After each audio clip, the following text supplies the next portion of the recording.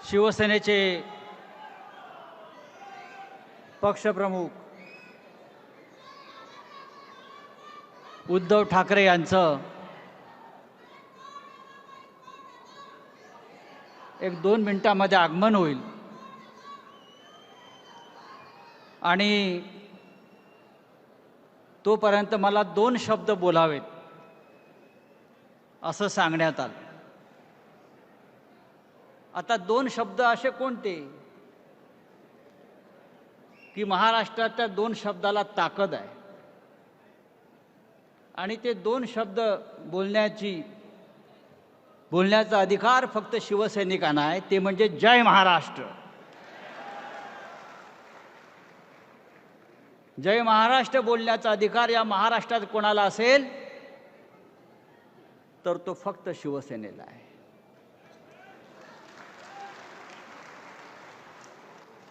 आज मंच मोकळा आहे. मंच मोकळा यासाठी आहे की थोड्या वेळानं मंचावर बॉम्ब फुटणार आहेत, पण हे सभागृह ओसांडून वाहत आहे. हीच शिवसेना आहे. काही पक्षांचं वेगळं असतं, मंच भरलेला असतो आणि सभागृह मोकळा असतं. थोड्या वेळानं मंचही भरेल आणि सभागृहही ओसंडून वाहताना दिसेल. हा निर्धार मेळावा आहे. विजयाचा संकल्प घेऊन, मुंबई जिंकण्याचा संकल्प घेऊन मुंबईतल्या उपशाखा प्रमुखांचा हा मेळावा आहे.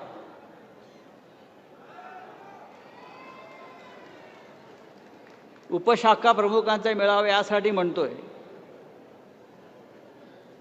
सरकारमध्ये फक्त 2 उप आहेत.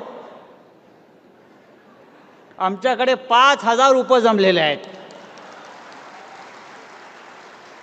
आणि या 5000 उपमध्ये मुंबईत राजकीय उलथापालथ करण्याची ताकद आहे.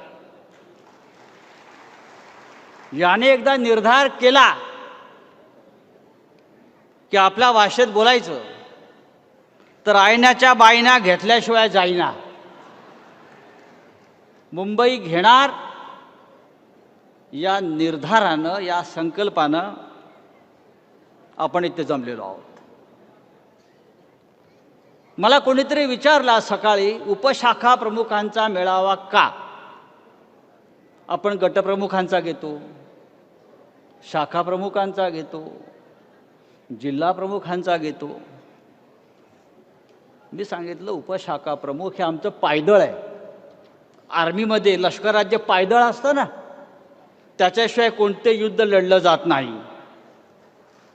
आणि प्रत्यक्ष युद्धामध्ये नेव्ही असेल, हवाई दल असेल, पण पायदळाला जेवढं महत्त्व आहे तेवढं अन्य कोणत्याही आर्मीला असत नाही. आम्ही लढणारे लोक. युद्धामध्ये, सैन्यात, या पायदळात मी बघितलंय. मी डिफेन्स कमिटीवर देशाचं काम केलेलं आहे.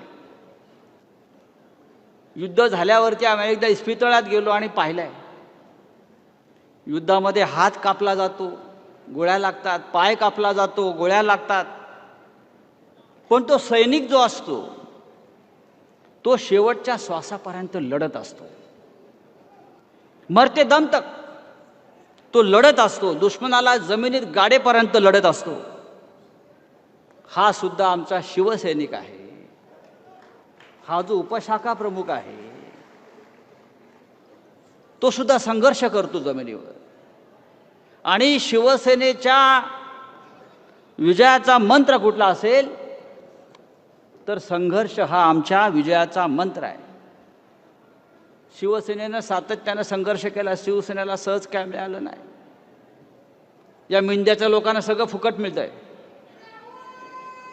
इथून गेले तिथे घडवलं आम्ही. आज देशाचे गृहमंत्री मुंबईत आहेत.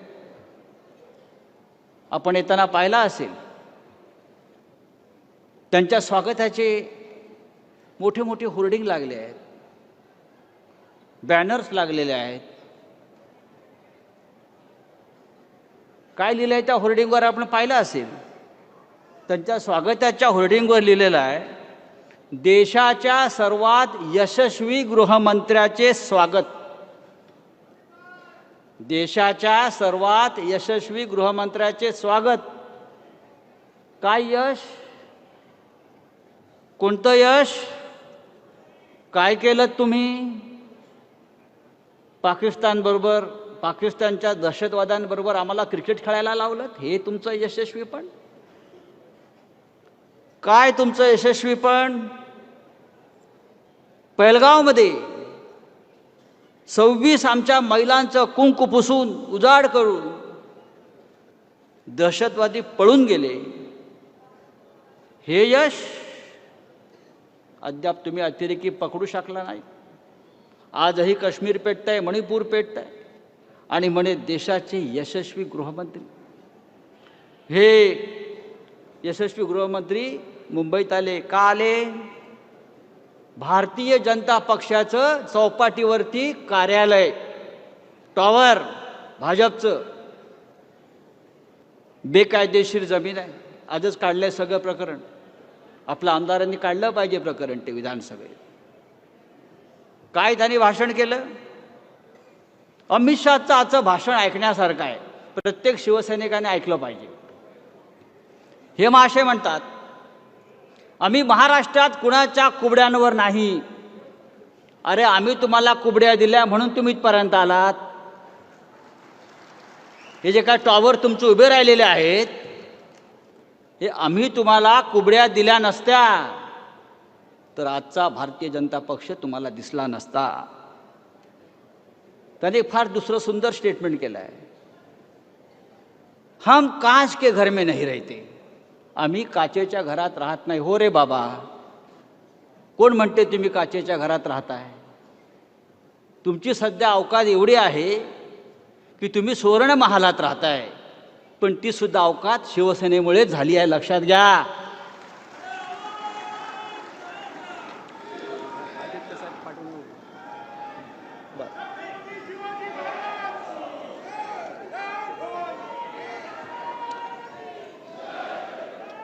माननीय उद्धव साहेबांचं स्वागत.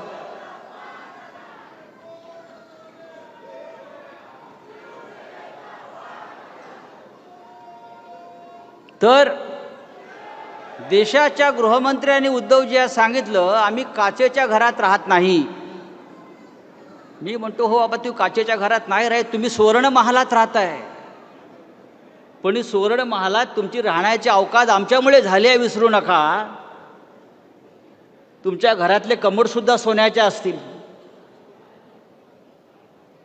पण एक लक्षात घ्या, तुम्ही सुवर्ण महालात राहा किंवा काचेच्या महालात राहा,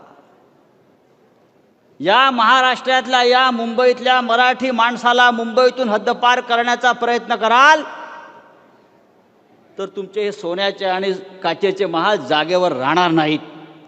इतकी ताकद या समोर बसलेल्या सैन्यामध्ये आहे. माननीय उद्धवजी, आपण आलेलात, आपण आमचे नेते आहात. हे जे जमलेलं सैन्य आहे हे तुमच्यासाठी इथे आलेलं आहे.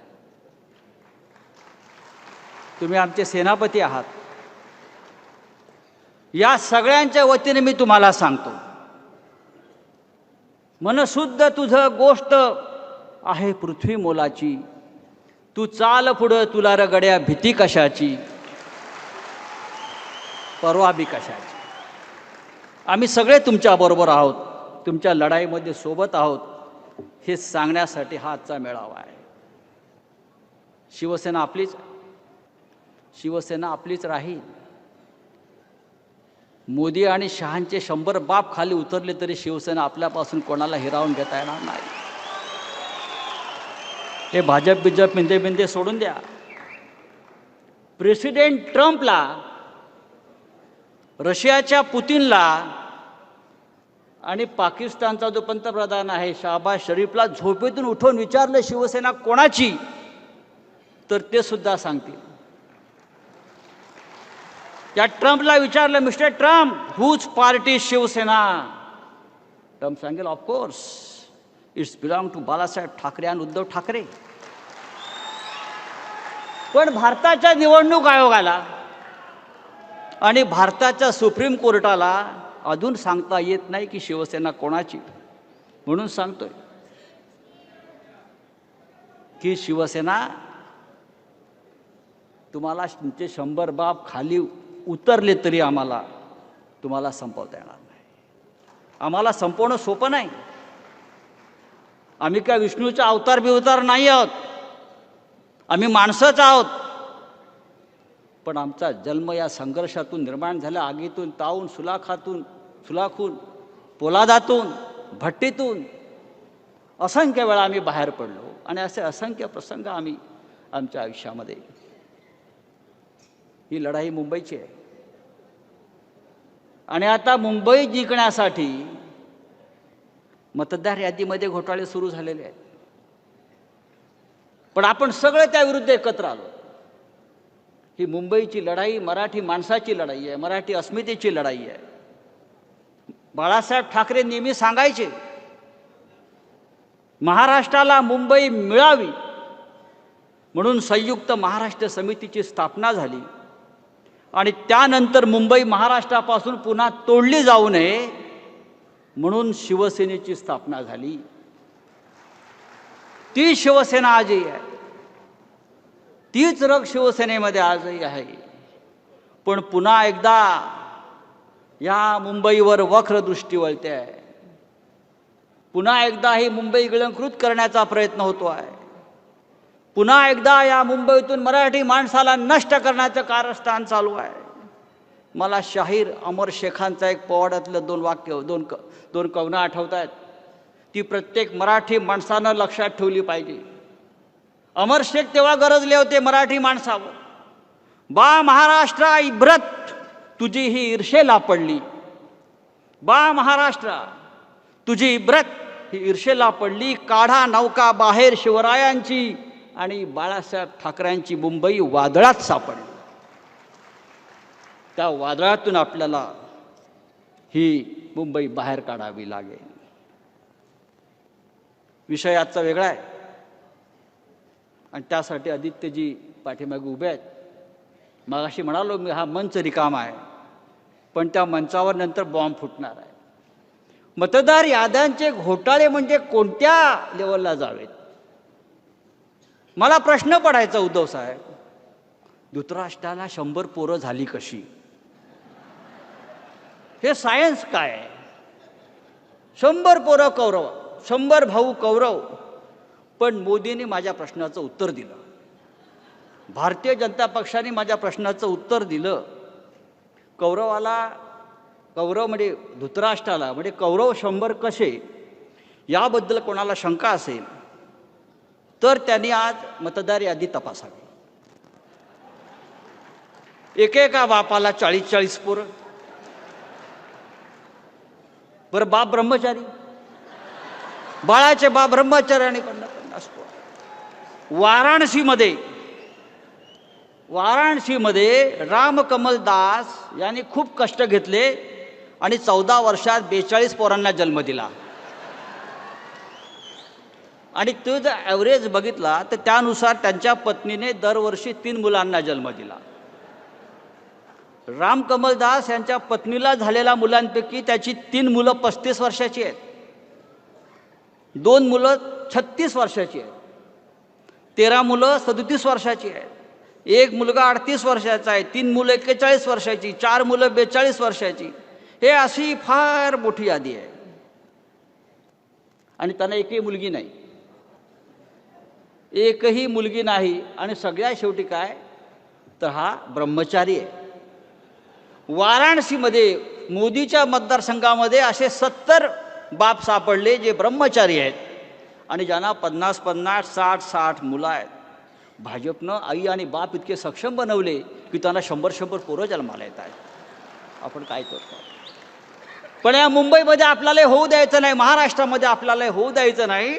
त्यासाठी आणि भाजपात जिंकण्याचं कारण काय आहे? ही 100-100 पोरं जन्माला घातली त्यांनी आणि म्हणून भारतीय जनता पक्ष जिंकला. पण आम्ही त्या 100 कौरवांना पुरून उरू. तुमचे किती कौरव आमच्या समोर येऊ द्या, आम्ही त्यांच्या छाताडावर पाय रोवून उभे राहू आणि ही मुंबईची लढाई आम्ही जिंकू. उद्धव साहेब, ही मुंबई आपली आहे. तुमच्या नेतृत्वाखाली आम्ही या मुंबईवर भगवा झेंडा फडकवू. आपण आलात, आपलं मार्गदर्शन आता होणार आहे. पण त्याआधी